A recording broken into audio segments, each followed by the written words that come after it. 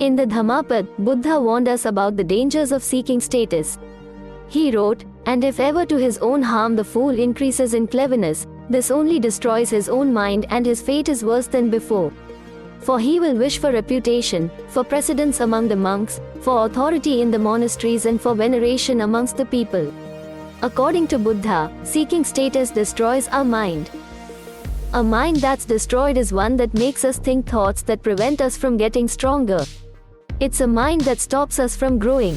It seeks short-term pleasure rather than long-term growth. It works against us rather than for us. And seeking status makes our minds work against us by making our thoughts revolve around the values of the masses. We start to think and act in ways that keep them happy. But the mob is like a beast whose happiness consists in consuming the individual. What's best for the mob is often what's worst for the individual, because the mob only sees an individual as a means for its own growth. As Ralph Waldo Emerson said when speaking of the mob, the virtue in most request is conformity. There's nothing the masses value more than the annihilation of our own individuality, because only when we become empty of ourselves can we become full with whatever they need us to be. So obtaining status requires us to destroy our own individuality, but destroying our individuality is the same as destroying our potential. In order to obtain our individuality, our highest potential, we must live in accordance with our authentic core. As Nietzsche wrote in Beyond Good and Evil, but at the bottom of us, really, deep down, there is, of course, something unteachable, some granite of spiritual fatum, of predetermined decision and answer to predetermined selected questions. Whenever a cardinal problem is at stake, there speaks an unchangeable, "This is I." Deep inside us all is an authentic core, a compass that guides us towards our highest self, towards our individuality. But this authentic core is exactly what the mob seeks to destroy in us. For the mob, our authenticity, our individuality, and our potential are simply obstacles to the conformity they desire.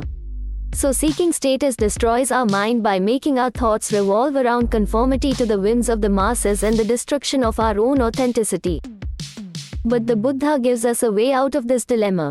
He wrote, "He who for himself or others craves not for sons or power or wealth, who puts not his own success before the success of righteousness, he is virtuous, and righteous, and wise." If we want to orient our minds properly, we should not desire to be pleasing in the eyes of the masses, which is what status is, but rather, we should seek to be pleasing in the eyes of virtue. The gaze of the mob is very fickle. The mob does not even see us. It values nothing more than a clear mirror with which to see itself reflected back. The mob only wants to see itself in us, like a man flexing his muscles in the mirror, or a woman admiring her own makeup. They gaze at us, the individual, only so that they can gaze at themselves. Virtue, on the other hand, has an eternal gaze. Her gaze does not change. It's not fickle in the slightest. She sees us for us. She does not want to see herself in us.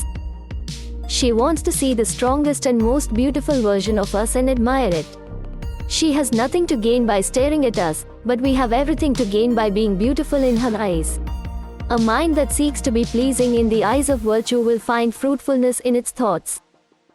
Its thoughts will make us stronger, wiser, and more happy. And unlike the mob, virtue does not lead us away from ourselves, but rather, she leads us ever closer to our highest self. The foolish want to be pleasing in the eyes of the masses, but the wise want to be pleasing in the eyes of virtue.